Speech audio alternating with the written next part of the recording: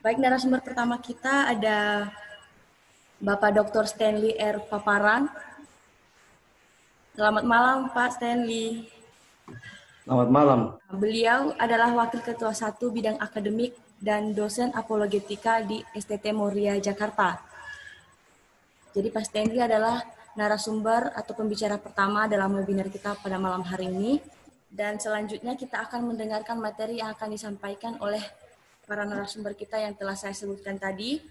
Yang pertama akan disampaikan oleh Bapak Dr. Stanley R. Paparang dengan topik apologetika solidisme. Selamat malam teman-teman semuanya. Selamat malam, Pak. Ya.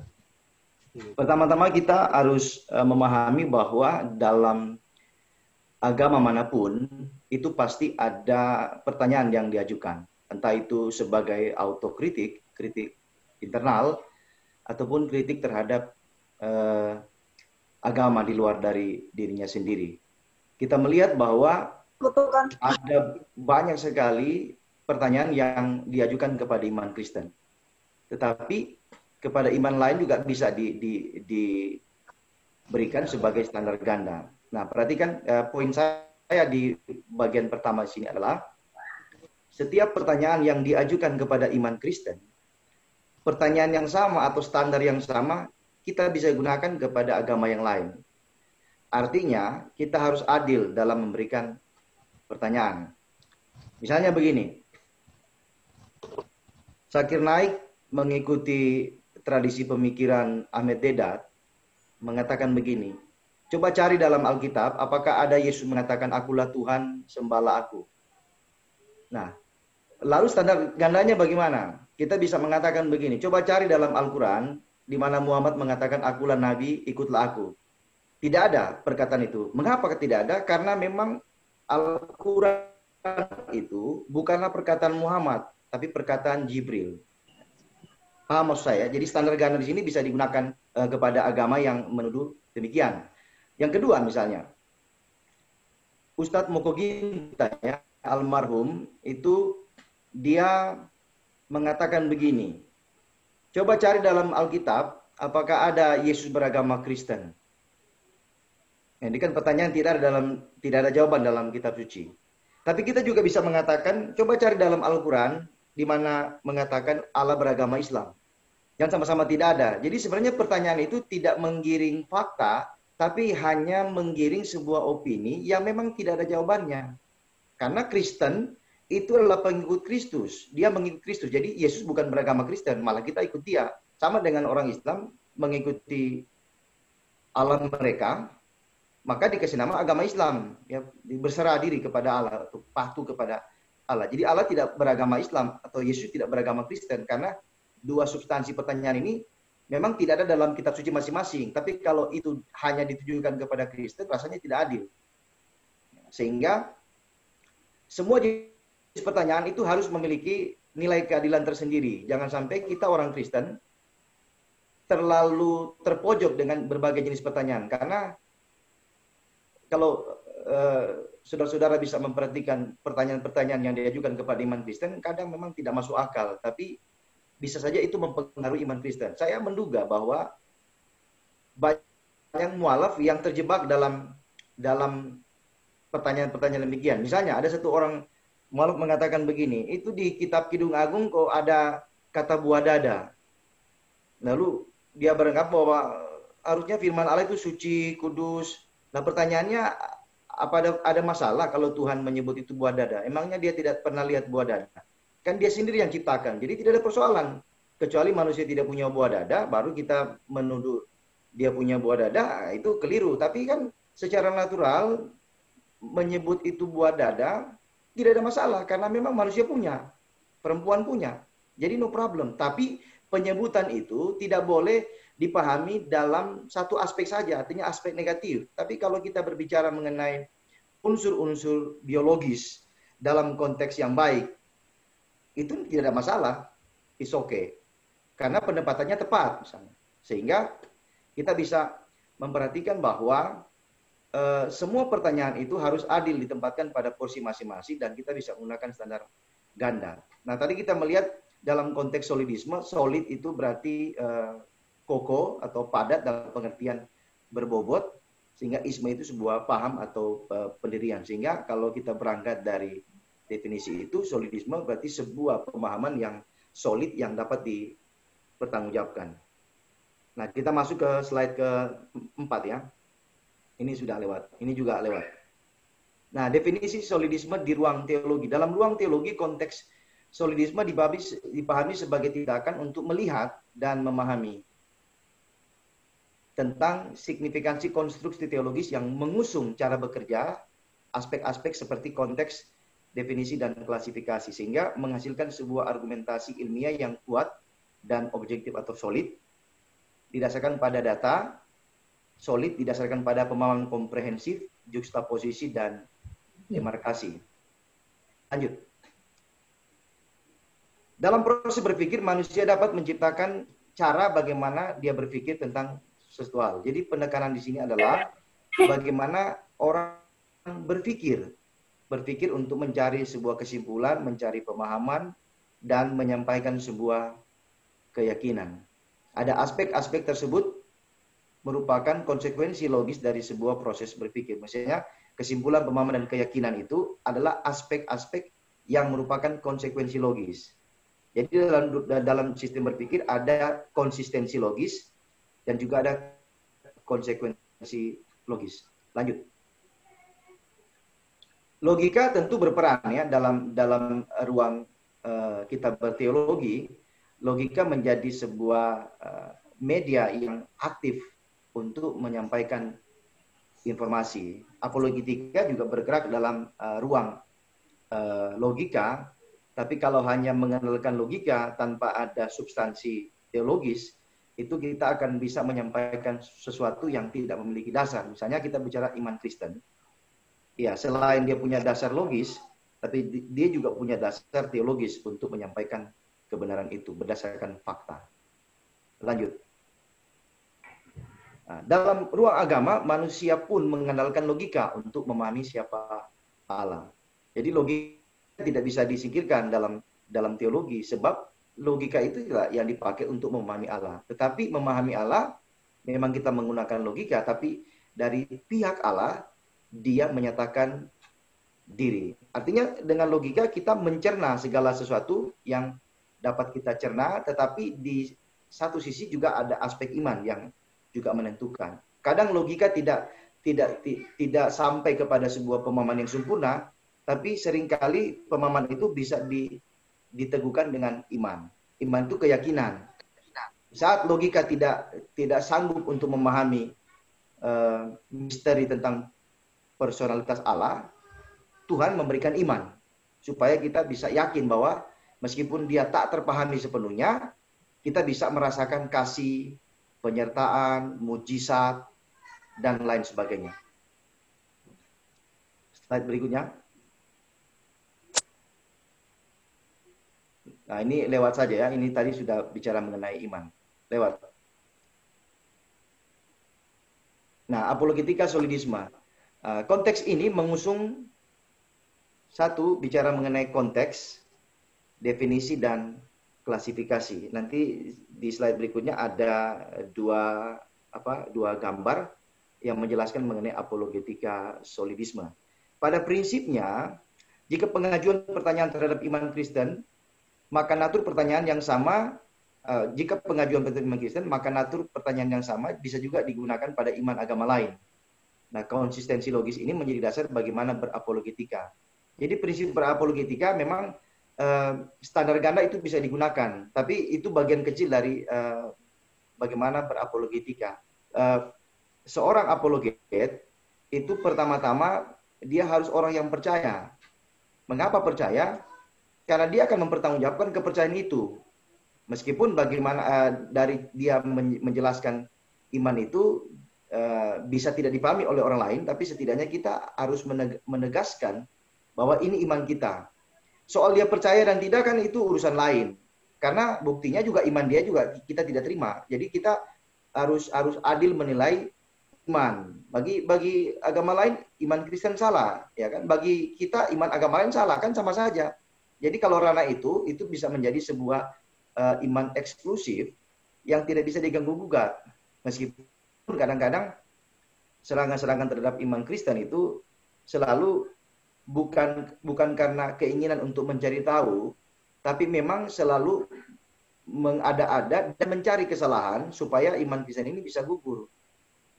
Nah, dalam konteks ini ada satu tulisan saya mengenai diletantis ya. Diletantis itu sebenarnya orang yang tahu sesuatu tapi bukan ahli dan dia tidak mau mendalami. Nah, itu yang terjadi pada para mualaf ya, teolog-teolog Islam yang hanya ngomong sedikit tentang kristologi lalu menganggap diri sebagai seorang kristolog.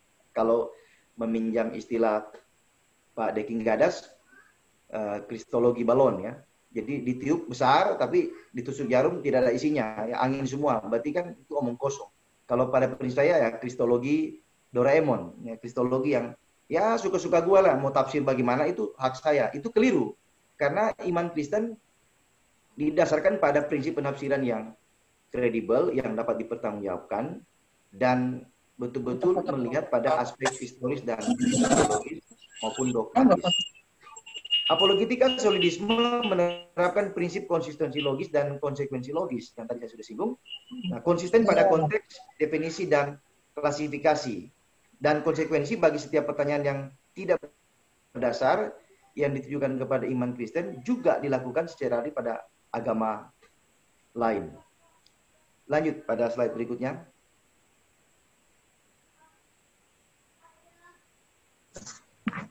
Nah, ini cara kerja apologetika solidisme konteks. Misalnya orang mengatakan Tuhan kok lapar begitu, Tuhan kok aus. Ya, kita harus mengarahkan orang untuk melihat konteks. Artinya konteks di situ bahwa Yesus adalah manusia sejati. Maka kalau kita mengatakan dia manusia sejati, kalau dia haus, itu wajar saja. Itu kan konteksnya.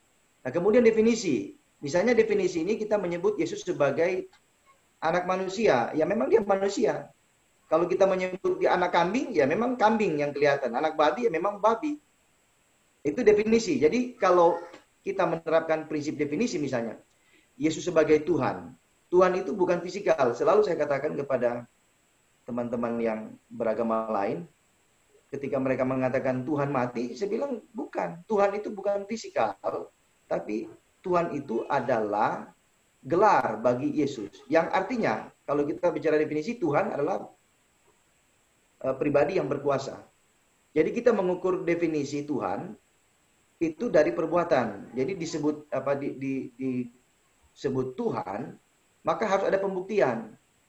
Jadi bukan hanya pengakuan, hanya penyebutan Yesus sebagai Tuhan, tapi juga ada pembuktian. Nah, dalam apologetika ketika orang bicara harus ada bukti. Jadi antara pembicaraan dengan bukti itu berdampingan. Karena kalau tidak ada bukti, lalu bagaimana kita bicara cuma omong kosong, panjang lebar, baru tidak membuktikan apa-apa, itu menjadi sebuah diskusi yang tidak menarik.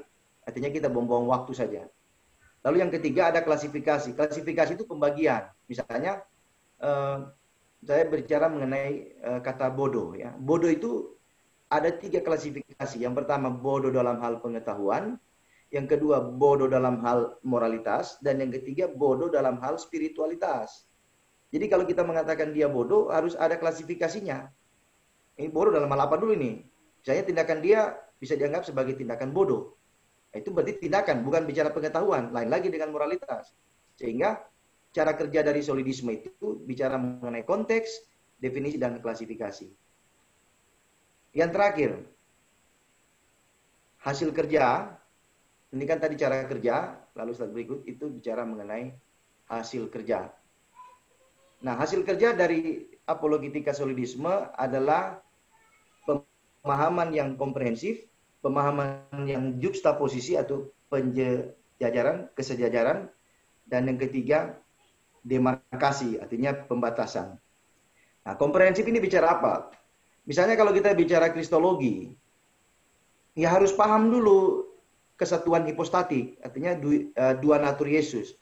Kalau kita hanya menekankan pada keilahian, maka kita mengabaikan kemanusiaan. kalau kita menekankan kepada kemanusiaan, kita mengabaikan keilahian. Maka dalam situasi seperti ini, pemahaman yang komprehensif itu dibutuhkan. Nah, pada juxtaposisi misalnya, kita berbicara mengenai perjanjian lama dan perjanjian baru. Ketika Yesus mengatakan bahwa dia adalah gembala yang baik, maka kita mencari juxtaposisinya di dalam perjanjian lama. Ternyata ada dalam Mazmur pasal 23, Daud mengatakan Tuhan adalah gembalaku, aku takkan kekurangan.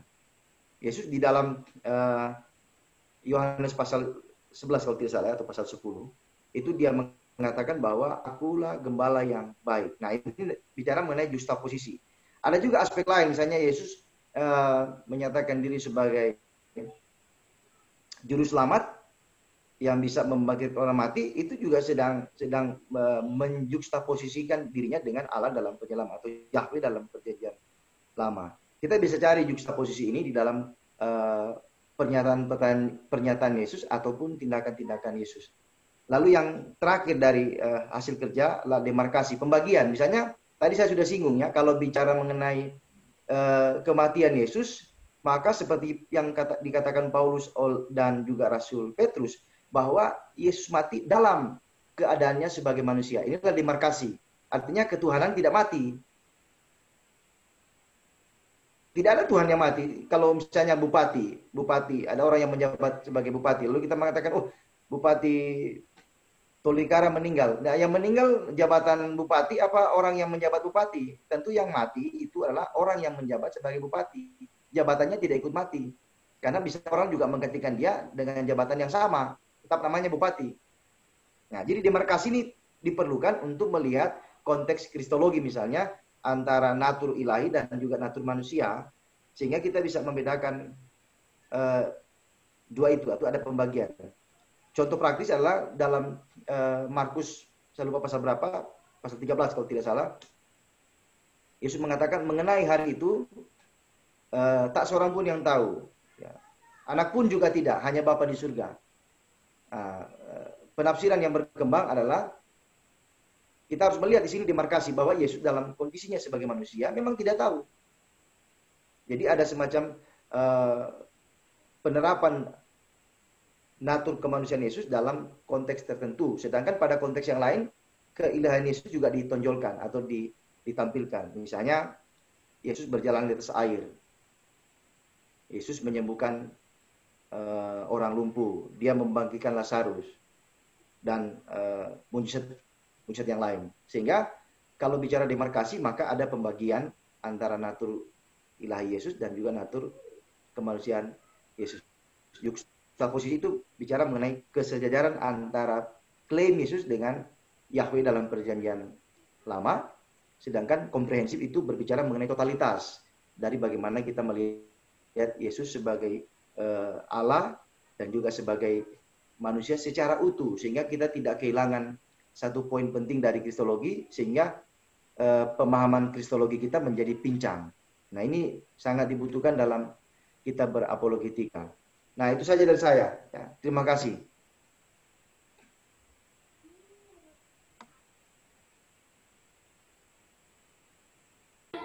Baik, terima kasih materinya Pak Stanley. Untuk para peserta, mohon pengertiannya bahwa untuk sesi tanya jawab ini diskusinya hanya satu arah ya. Jadi nanti saya akan sampaikan pertanyaan dan hanya boleh dijawab oleh narasumber dan penanya tidak diberi kesempatan untuk menanggapi. Baik, untuk pertanyaan berikutnya ini pertanyaan untuk Pak Stanley. Pertanyaannya adalah, bagaimana solusi jika kita menyampaikan kepada saudara kita sebelah agar mereka benar-benar memahami apa yang kita sampaikan seperti apa yang kita pahami, bahwa Isa Al-Masih datang ke dunia untuk menebus dosa-dosa umat manusia, karena ini salah satu masalah yang sering dipertanyakan saudara kita. Terima kasih. Kepada Pak Stanley, saya beri waktu untuk menjawab pertanyaan. Ya, terima kasih atas pertanyaan. Tadi saya sudah lihat di chat itu.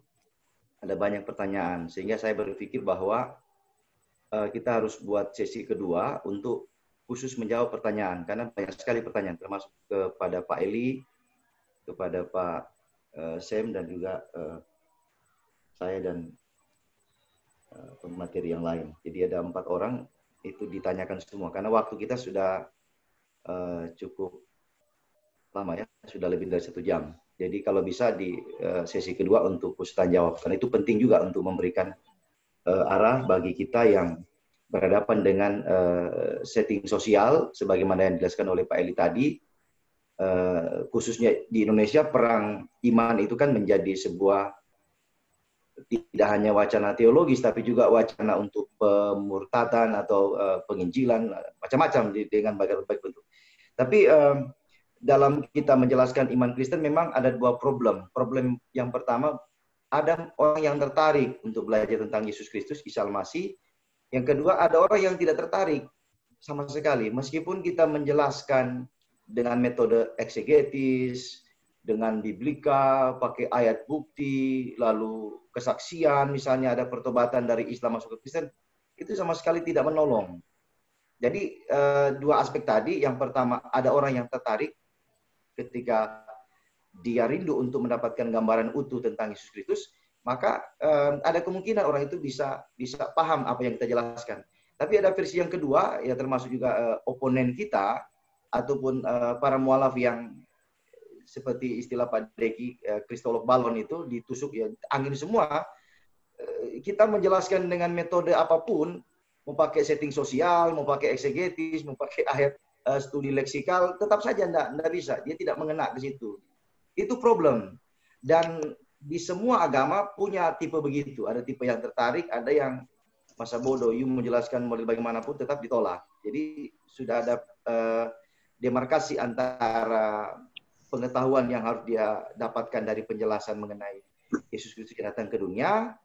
Di satu sisi juga dia sudah punya kandungan dogmatis itu, sehingga mengunci semua pemahaman tentang Yesus Kristus. Dan itu dianggap bagi mereka tidak masuk akal. Sebenarnya kalau mau jujur, perdebatan kita kan hanya seputar mengenai apakah Yesus Tuhan atau tidak. Itu sudah berlangsung dari abad ke-8, bahkan lebih mundur abad ke-7 kalau dengan Islam. Tapi kalau dengan Yudaisme abad pertama, itu tidak habis-habisnya. Jadi pertanyaan yang sama yang sudah dijelaskan di abad pertama, itu muncul juga di abad sekarang ini.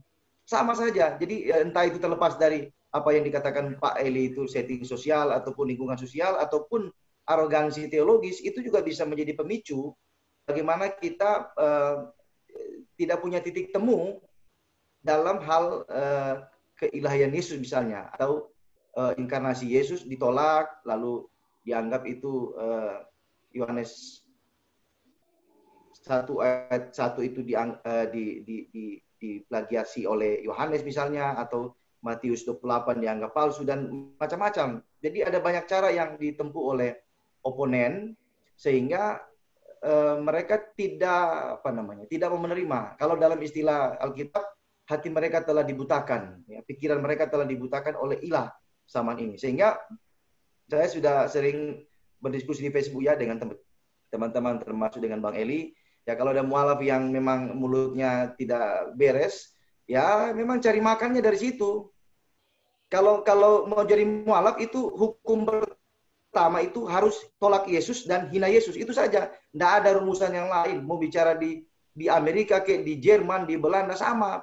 Formulasinya sama. Tolak ketuhanan Yesus dan hina Yesus. Kalau tidak, caci maki Paulus. Itu saja. Mualaf itu sama formatnya. Dari Jerman, di Belanda, di Inggris, di Perancis, di Indonesia sama. Tidak ada berubah. Tolak ketuhanan Yesus, caci maki Yesus, Tuhan berkolor, Yesus menikah, Yesus punya nafsu seksual, lalu kalau enggak hina caci maki Paulus, atau dengan jurus andalannya Alkitab dipalsukan. Itu saja. Dan ini menjadi problem kita bersama sebenarnya. Tapi yang tadi saya katakan pada tipe pertama, ada orang yang tertarik belajar, mau mengetahui tentang Yesus, dan itu bisa menjadi pintu masuk bagi kita untuk menjelaskan. Meskipun penjelasan kita tidak terlalu eksegetis, tidak terlalu historis, kritis, tidak perlu terlalu dogmatis, tidak perlu.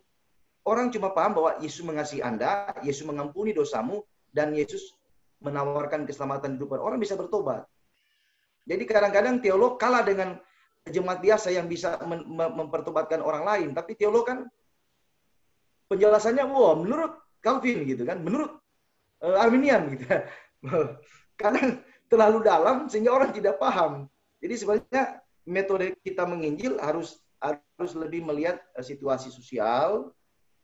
Kalau kita sesama teolog misalnya dengan Bang Eli, dengan Bang Sem, ada Bung Albert, ada Pak Deking Gadas, ada Pak Esar, ada Pak Nathan, ada Pak Jeffrey, baru kemudian ada Pak Bonar Luman Raja. Kami satu grup itu, ya kalau bicara teologi ya kelasnya kami memang harus eksegetis gitu, ataupun teologi dogmatis. Tapi kalau dengan orang lain yang kaum awam, kita harus merendahkan pola berteologi kita untuk mencapai titik kesepahaman bahwa orang awam itu kadang nggak ngerti bahasa teologis, ya. Tapi kita sedapat mungkin menjelaskan apa yang bisa kita jelaskan dengan pemahaman mereka.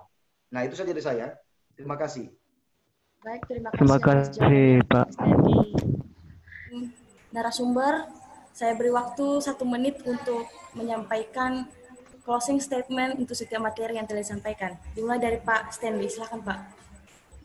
1 menit saja Pak. Terima kasih. Saya hanya menegaskan bahwa pertanyaan terhadap iman Kristen itu tidak pernah berhenti sampai Yesus datang. Itu sebabnya ada beberapa hal yang perlu kita lakukan. Yang pertama, setiap pertanyaan yang diajukan kepada kita juga harus berlaku bagi iman dari orang yang menanyakan pertanyaan terhadap iman Kristen kita. Yang kedua, kita harus memahami kristologi secara komprehensif, demarkasi dan juxtaposisi. Yang ketiga, dalam konteks apologetika solidisme, kita harus memperhatikan konteks, termasuk juga bisa dikaitkan dengan penjelasan dari Pak Eli, entah itu konteks sosial, konteks ekonomi, politik, dan sebagainya. Yang kedua, berbicara mengenai konteks, ada 2 tadi ya yang dijelaskan tadi terkait dengan solidisme ya.